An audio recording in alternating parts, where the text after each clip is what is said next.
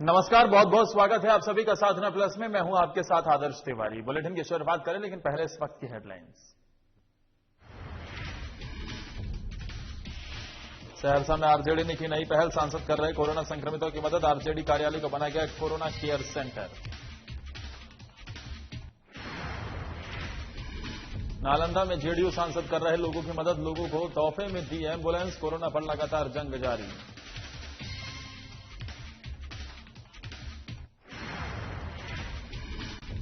जामताड़ा में मिला black fungus का मरीज, डॉक्टर ने किया पीएमसीएच धनबाद रेफर। मरीज को रिम्स भेजने की हो रही तैयारी।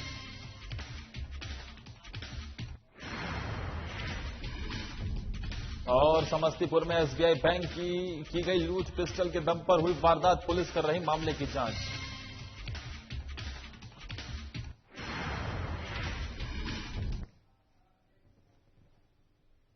कोरोना संक्रमण के बढ़ते प्रभाव के बीच प्रशासन भी कई तरह की व्यवस्था कर रहा है, लेकिन राजनीतिक और स्वैच्छिक संगठनों की मदद लोगों को लगातार मिल रही है। वहीं आरजेडी के वरिष्ठ नेता गौतम कृष्ण ने प्रतिपक्ष नेता तेजस्वी यादव के निर्देश पर सहरसा शिवपुर स्थित आरजेडी कार्यालय में कोरोना केयर केंद्र खोला है, जहां वो कोरोना संक्रमित लोगों को आवश्यक दवा उपलब्ध करा रही हैं। साथ ही उन्हें टेली कॉन्फ्रेंसिंग से डॉक्टरों की सलाह भी उपलब्ध करवाई जाएगी। हालांकि डॉक्टर गौतम कृष्ण खुद पॉजिटिव हो गए हैं, इसलिए उनके कार्यकर्ता इस मुहिम को जारी रख रहे हैं। शुभारंभ किया है, क्या उद्देश्य है प्रभु?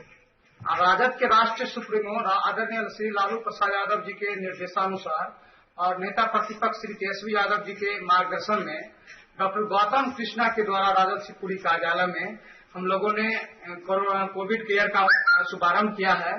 और चूंकि बता दूं कि गौतम कृष्णा कोरोना संक्रमित है, उनकी अनुपस्थिति में तमाम कार्यकर्ताओं के द्वारा, राजद के साथियों के द्वारा कोविड केयर का शुभारंभ किया गया है। यह अब कंटिन्यू चलेगा। ये कैसे लोगों को दवा यहाँ दी जाएगी, क्या मदद किया जाएगा? ये जानकारी क्षेत्र में लोगों को मिल चुकी है कि वहाँ कोविड केयर राजद के द्वारा संचालित शुरू हुआ है, तो लोग यहाँ आएंगे और उनको जो रिक्वायरमेंट और उनको जो आवश्यक दवाई होगा वो मुहैया कराया जाएगा। और हमारे कुछ एमबीबीएस लोग भी हमारे टेलीफोन के माध्यम से संक्रमित लोग और बीमार लोगों को मदद करने का काम करेंगे। ये कितने दिन तक चलेगा और क्या? जब तक राष्ट्रीय जनता दल का निर्देश रहेगा तब तक ये जारी रहेगा। वहीं नालंदा जिले के बिहार शरीफ में सांसद कौशलेंद्र कुमार ने लोगों की सेवा करने में कोई कसर नहीं छोड़ी है। 2 दिन पहले उन्होंने जिले में 3 ऑक्सीजन प्लांट लगाने में आर्थिक मदद करने की घोषणा की थी, जिसके बाद उन्होंने सांसद निजी फंड से जिले वासियों को एक एम्बुलेंस तोहफे में दी है। वहीं इस एम्बुलेंस का रखाव रेड क्रॉस सोसाइटी और ब्लड बैंक द्वारा किया जाएगा। वहीं मौके पर जिलाधिकारी योगेंद्र सिंह ने कहा है कि लोगों को बेहतर स्वास्थ्य सुविधा मुहैया कराने के लिए जिला प्रशासन कटिबद्ध है।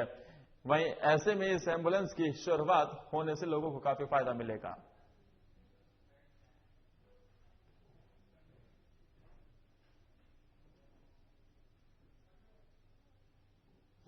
सांसद निधि से दिया गया है और ये लगभग 5-6 महीना पहले हमने अनुशंसा किया था और हम लोग प्रयास किया। डीपीओ साहब, जिलाधिकारी, सबके प्रयास से अभी कोविड में हम लोग वहाँ में आ गया है। आज हम लोगों ने सोचा कि इसका उद्घाटन करते हैं और इसका रख रखाव रेड क्रॉस को दिया गया है। ड्राइवर के साथ आज से ये मुल्क काम करने लगेगा। जिला के लोगों को जो भी राहत काम होगा वो इसे किया जा सकता है और मैं समझता हूँ कि कोविड के लिए इसके ऐसे समय में काफ़ी मुश्किल में हम लोग थे, उसी समय में काम आएगा। ये सांसद निधि से जो माननीय सांसद महोदय ने इसको उपलब्ध कराया है और इसमें जो कोविड वाले या वैसे भी हैं वो सभी के लिए जो है इससे आवागमन की जो है सुगम सुविधा रहेगी इससे लोगों को, तो काफी। खबर जामताड़ा से है, जहां कोरोना से जंग जीतने वाले 60 साल के बुजुर्ग में ब्लैक फंगस के लक्षण पाए गए हैं। आपको बता दें कि 2-3 दिन पहले ही कोरोना को मात देकर वो वापस आए थे। वहीं ब्लैक फंगस के लक्षण देखने पर परिजनों ने इसकी जानकारी डॉक्टर दुर्गेश झा को दी, जिसके बाद डॉक्टर ने मरीज की तस्वीर को देखते ही एम्बुलेंस भिजवाकर मरीज को कोविड अस्पताल उदलबनी लाया गया, जहां जांच के बाद पीएमसीएच धनबाद रेफर कर दिया गया है। साथ ही इसकी जानकारी जिला प्रशासन और जिला महामारी पदाधिकारी को दी गई है। साथ ही एसडीओ संजय कुमार पांडे और जिलाधिकारी पदाधिकारी ने पीएमसीएच धनबाद के पदाधिकारियों से संपर्क कर मरीज को जल्द से जल्द रिम्स भिजवाने का आग्रह किया है।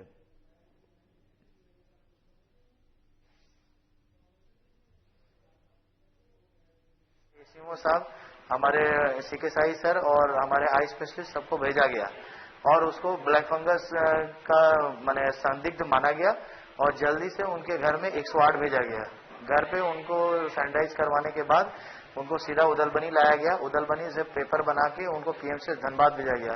पीएमसीएच धनबाद में वहां के लोगों से बात करके कांटेक्ट करके उनको डायरेक्ट रिम्स में रेफर किया गया।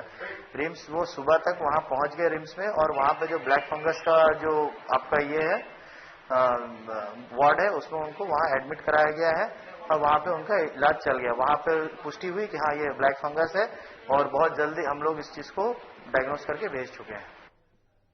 खबर समस्तीपुर से है, जहां अपराधियों ने दिन दहाड़े एसबीआई ताजपुर शाखा से 7,79,000 की लूट कर मौके से फरार हो गए हैं। मौके पर थानाध्यक्ष शंभुनाथ सिंह, सदर डीएसपी प्रतीश कुमार पुलिस बल के साथ पहुंचकर घटना का जायजा लेते नजर आए। वहीं शाखा प्रबंधक ब्रज किशोर ने बताया कि करीब 6 की संख्या में नकाबपोश अपराधी ग्राहक बनकर बैंक में आए और फिर पिस्तौल लेकर सारे बैंक के कर्मी और ग्राहकों को अपने कब्जे में ले लिया। वहीं मौके पर 2 काउंटरों पर करीब 7,79,000 रुपए लूट लिए थे, जिसे लूट कर पिस्टल लहराते हुए आरोपी निकल गए। तो समस्तीपुर में इस लूटकांड को अंजाम दिया गया है। 6 की संख्या में लगभग ये अपराधी आए और उसके बाद बैंक में लूट की वारदात को अंजाम दिया। 7,79,000 रुपए लेकर लूट के फरार हो गए हैं। वहीं पुलिस अब मामले की जांच में जुट गई है। ये एसबीआई का ब्रांच हम आपको दिखा रहे हैं। इसी एसबीआई की ब्रांच में इस लूट को अंजाम दिया गया है। 2 काउंटर से ही लगभग 7,79,000 रुपए लूट कर 6 की संख्या में आए अपराधी फरार हो गए हैं।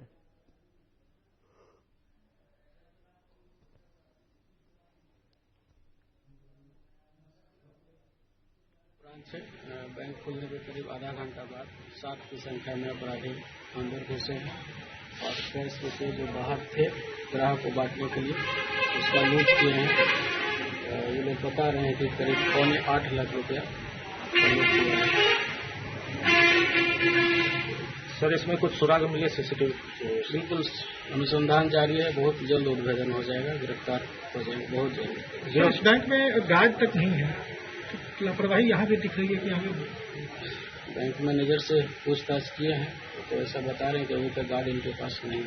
उनको लंच कर रहे हैं, आया पिस्टल गिराया, सारे कस्टमर पर पिस्टल गिराया, उसके बाद कैश वाले को जाकर 3 पिस्टल गिराया, कैश लेकर चला गया। कितने की संख्या में थे? 7 आदमी। लगभग कितने के लूट हुई? लूट तो कैसे साहब बताएंगे। रुक रहे हैं यहां पर एक छोटे से ब्रेक के लिए। कुछ और खबरों के साथ फौरन हाजिर होते हैं।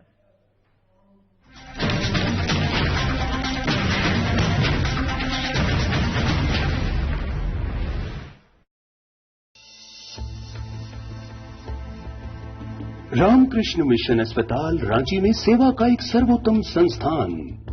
7 दशकों से रामकृष्ण मिशन सैनिटोरियम में सभी बीमारियों का आधुनिक पद्धति से सस्ते दर पर इलाज। अस्पताल में अनुभवी डॉक्टर और कुशल नर्सें रखेंगी आपका विशेष ख्याल। सभी आधुनिक चिकित्सकीय उपकरणों से लैस 24/7 है सेवा में समर्पित रामकृष्ण मिशन अस्पताल, खूंटी रोड, तूपुदाना, रांची, जिसका सेवा ही परम धर्म है।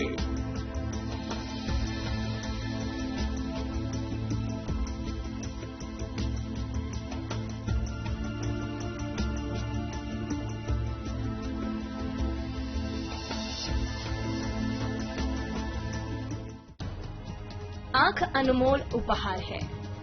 आंखों से संबंधित किसी भी प्रकार की परेशानी को आप हल्के में न लें। आपको आपके आंखों के इलाज के लिए कहीं दूर जाने की जरूरत नहीं है। आप सीधे चले आए किरण नेत्रालय, जहां आधुनिक मशीनों से आपकी आंखों का सफल इलाज किया जाता है। यहां पावर चश्मा भी उचित मूल्य पर उपलब्ध है।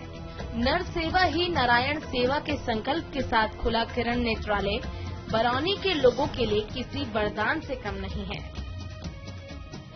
हमारा पता है किरण नेत्रालय सेवा समिति, फुलवरिया बाजार, कैरीबारी दुर्गा स्थान के निकट, बरौनी।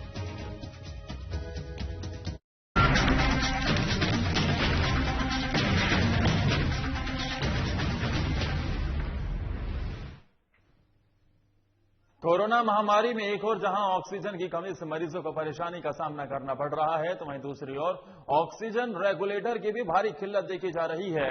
वहीं ऑक्सीजन रेगुलेटर की कमी को देखते हुए वेदांता इलेक्ट्रो स्टील ने सहयोग करते हुए CSR के तहत सदर अस्पताल को 350 ऑक्सीजन रेगुलेटर की मदद पहुंचाई है, जिसकी खेप civil surgeon Bokaro doctor Ashok Kumar Pathak को कार्यालय पहुंचाकर सौंपी गई है।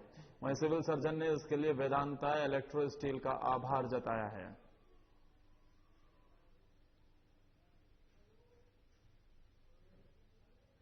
तरफ से ये ऑक्सीजन सिलेंडर के लिए जो रेगुलेटर दिया गया है, इसके लिए मैं उनका हृदय से धन्यवाद देना चाहूंगा और आभार प्रकट करता हूं, क्योंकि अभी जैसा कि मालूम है बाजार में बिल्कुल ही ये नहीं अवेलेबल है और ऑक्सीजन जो है वो प्राण वायु है और प्राण वायु बिना रेगुलेटर के बेकार है।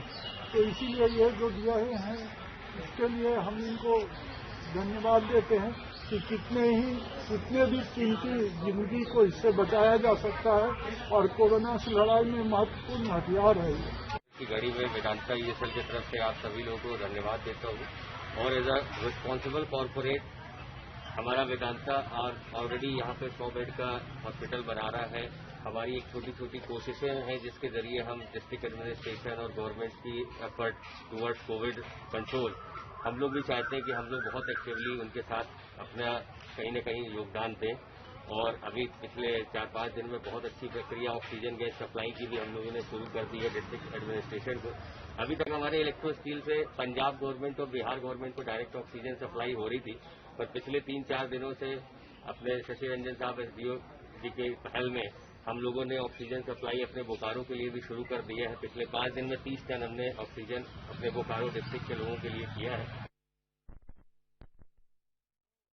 देश और राज्य में बड़ी संख्या में डॉक्टर और हॉस्पिटल के स्टाफ कोरोना संक्रमित हो रहे हैं और उससे उनकी मृत्यु भी हो जा रही है। इस समस्या को देखते हुए पटना की आकांक्षा BIT इंजीनियरिंग की छात्रा ने अपने पिता योगेश कुमार की मदद से डॉक्टर, स्वास्थ्य कर्मी और कोरोना महामारी से बचाने की मुहिम में एक अनोखा मेडी रोबोट बनाकर मदद की है। यह रोबोट किसी भी संक्रमित मरीज और लाचार व्यक्ति का बेसिक मेडिकल जांच प्रामाणिकता के साथ दूर से ही कर सकता है। यह रियल टाइम डेटा के आधार पर काम करता है, जहां डेटाबेस के साथ ये जांच करता है जो उसमें मेंशन है, साथ ही यह मरीज के हर एक जानकारी भी उन्हें देता है। वहीं इस मेडी रोबोट के बनने के बाद भारत सरकार मानव संसाधन मंत्रालय के अंतर्गत अखिल भारतीय तकनीकी शिक्षा परिषद के छात्र विश्वकर्मा अवार्ड के फाइनल राउंड में भी इसका चयन किया गया है। साथ ही कैबिनेट मंत्री रविशंकर प्रसाद, अखिल भारतीय आयुर्विज्ञान संस्था पटना की डॉक्टर अपूर्वा और हृदय रोग विशेषज्ञ डॉक्टर प्रशांत जैसे कई डॉक्टर्स इस रोबोट की उन्होंने सराहना की है। यह रोबोट मेडी रोबोट जो बनाया गया है, इसके जरिए से ये दूर से ही कोरोना संक्रमित मरीजों का जो बेसिक उपचार है वो कर सकता है। देखिए किस तरीके से इसमें सभी चीजों का ध्यान रखा गया है और सब ऑपरेट मोबाइल के जरिए ही किया जा सकता है। इस रोबोट को देखिए जरा किस तरीके से एक बच्ची ने अपने पिता के साथ मिलकर इस रोबोट को बनाया है और इसमें ऑक्सीमीटर, साथ ही फीवर चेक करने के लिए भी और तमाम व्यवस्थाएं भी कर रखी हैं कि किसी भी तरीके की परेशानी ना हो। और क्योंकि डॉक्टर जो मरीजों के संपर्क में आ रहे हैं, जिसके चलते उन्हें अपनी जान तक गंवानी पड़ रही है, कई डॉक्टर जो फ्रंटलाइन वर्कर के तौर पर काम कर रहे हैं वो कोरोना से जंग में हार भी गए और कोरोना के चलते उनकी मौत भी हो गई। लेकिन ये रोबोट बेहद कारगर साबित हो सकता है अगर इस पहल को आगे बढ़ाया जाए तो।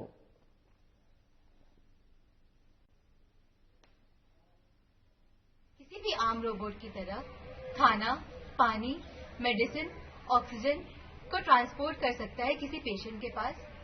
इस रोबोट के थ्रू हम सर्विलांस भी कर सकते हैं। इसमें 2 वे वीडियो कम्युनिकेशन की भी सुविधा है, जिससे डॉक्टर और पेशेंट एक दूसरे को देख सकते हैं। इसमें सैनिटाइजेशन की सुविधा उपलब्ध है, जो कि लिक्विड की तरह से भी और यूवी की तरह से भी सैनिटाइजेशन की जा सकती है।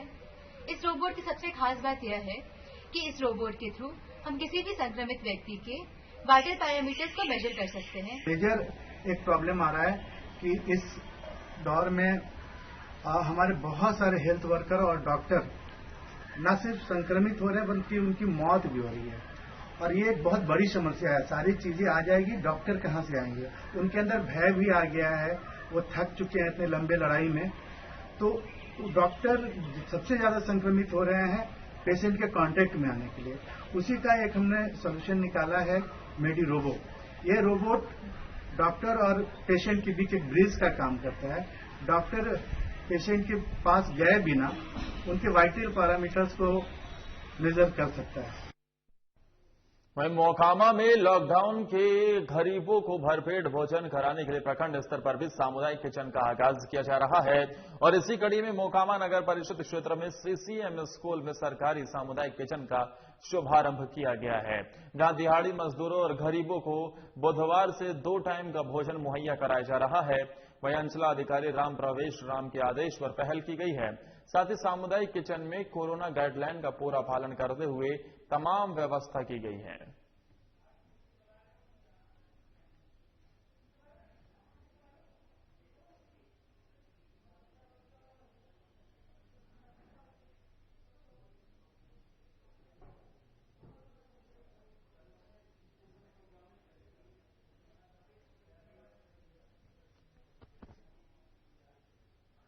लातेहार जिले के महुआढांड प्रखंड विकास पदाधिकारी टुड्डू दिलीप के निर्देश पर महुआढांड के कई क्षेत्रों में ऑटो के माध्यम से व्यापक प्रचार प्रसार किया जा रहा है। वहीं जागरूकता अभियान के तहत लोगों को टीकाकरण के लिए जागरूक किया जा रहा है। वहीं प्रचार प्रसार के माध्यम से लोगों को बताया जा रहा है कि कोरोना का टीका पूरी तरह से सुरक्षित और प्रभावशाली है, और 18 से 44 साल के लोगों को कोरोना का टीका लेने के लिए कोविन पोर्टल पर पंजीकरण कर स्लॉट बुक कर ले, जिसके बाद ही उन्हें टीका लगाया जा सकता है। राज्य में 45 साल के लोग टीकाकरण उनका अभी भी जारी है।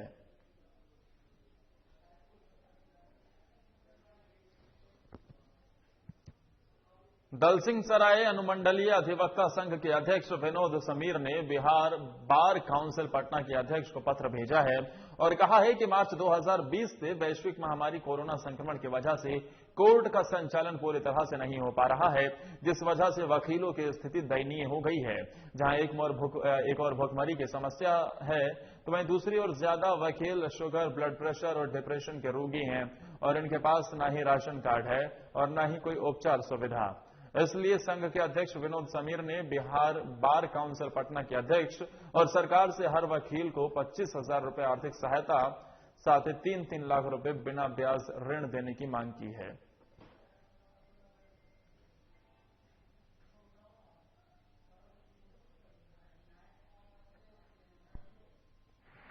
लगातार 15 महीना से कोर्ट सुचारू रूप से नहीं चल रहा है, जिस कारण से अधिवक्ताओं के बीच आर्थिक समस्या गहरा है। अधिकांश अधिवक्ता मध्यम वर्गीय और निम्न वर्ग के लोग जो व्यवहार न्यायालय में डेली कमाते हैं, डेली आज उनके सामने आवश्यकता रोजी रोटी, वस्त्र, दवा इत्यादि का हो गया है, जिसकी काफी कठिनाई होती है। हमारे ज्यादातर अधिवक्ता blood sugar, depression, blood pressure जैसे अनेक बीमारी से ग्रसित। आज उनके पास डॉक्टर से दिखवाने और दवा खरीदने का भी पैसा नहीं है। सरकार की लाख पाबंदियों के बावजूद सूबे में शराब का कारोबार थमने का नाम नहीं ले रहा है। वहीं मधेपुरा में गुप्त सूचना के आधार पर जिले के घेलाड़ थाना क्षेत्र के हरिनगर और चरैया में छापेमारी कर 20 लीटर देसी शराब बरामद की गई है। वहीं बिहारीगंज थाना क्षेत्र के कोठी टोला तुलसिया टोला से 80 लीटर देसी शराब बरामद की गई है।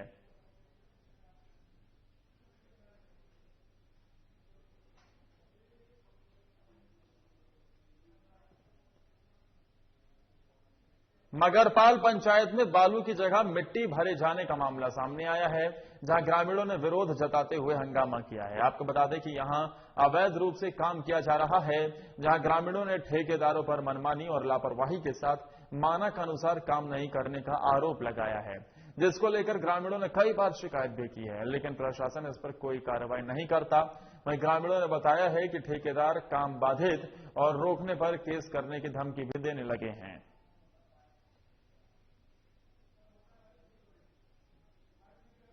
हम पता है कि जैसे अब देश हम आते हैं तो इन लोग का हम लोग का आदेश नहीं, जैसे अब वोट लगाना क्या हम लोग का तो आदेश हुआ कि जाके काम कीजिए, काम करवा दीजिए। जितना जानकारी ग्रामीण यहाँ विरोध कर रहे हैं और कई जगह दिखाया कि मिट्टी भराई हो रही है, तो क्या मिट्टी भर के रखा हुआ बोरा? देखिए मिट्टी हम लोग का भरना अलाउ नहीं है, लेकिन कुछ अब लेबर है, लेबर लोग भर दिया है, हम लोग भी देखे हैं। अधिकांश बोरी में है, अभी जिस तरह से हमने नीचे देखा अधिकांश बोरी में मिट्टी है, जो भी जहाँ है सर। लेकिन अब बात सही है, जब मिट्टी है तो मिट्टी भरना पड़ेगा। क्या मिट्टी भरनी है या नहीं? नहीं, मिट्टी क्या भरनी है? खबर मुजफ्फरपुर से है, जहां अपराधियों ने दिन दहाड़े कंस्ट्रक्शन कंपनी के मालिक पर जानलेवा हमला किया है। मौके पर अपराधियों ने कई राउंड फायरिंग की है, जिसके बाद इलाके में दहशत का माहौल है गया। जैसे ही इसकी सूचना पुलिस को मिली तो वो मौके पर पहुंच गए और मामले की छानबीन शुरू कर दी है।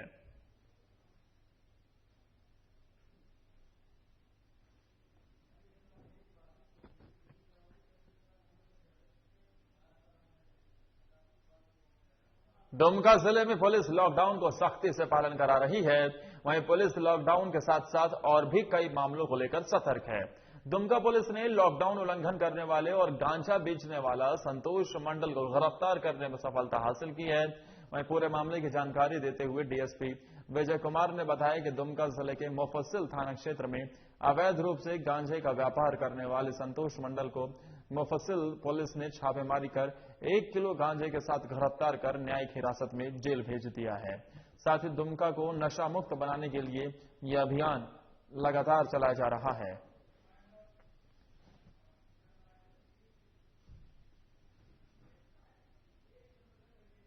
और इसी के साथ इस बुलेटिन में फिलहाल के लिए इतना ही। अपना बहुत ख्याल रखिए, मास्क लगाइए, सोशल डिस्टेंसिंग का पालन करिए, अनावश्यक तौर पर घर से बाहर मत निकलिए। नमस्कार।